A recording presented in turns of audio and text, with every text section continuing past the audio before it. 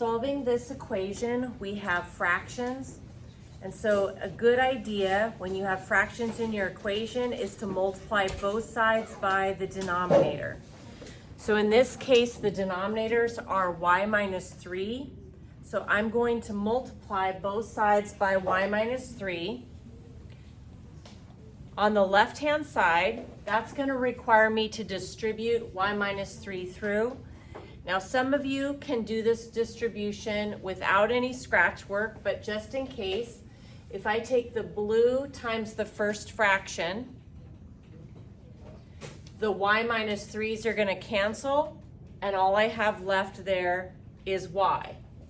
When I distribute the y minus 3 to the second fraction, then the y minus 3 cancels its denominator, and we're left with a negative and a 3. So I have minus 3.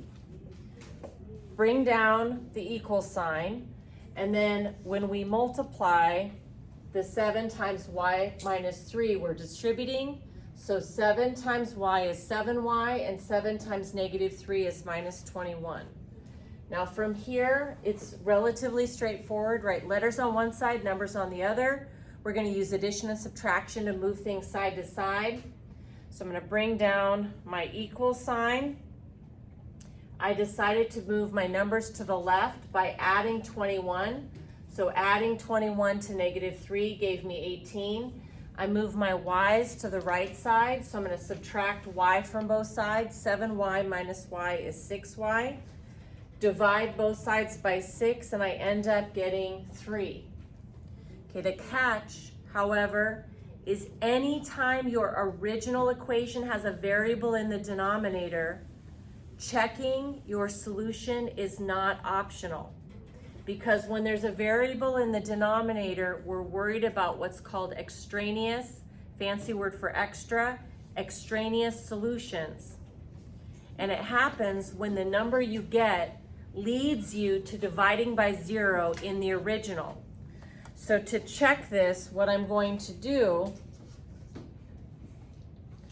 is I want to substitute my answer into the original. So instead of y over y minus 3, I have 3 over 3 minus 3, minus 3 over y minus 3, so 3 over 3 minus 3 equals 7.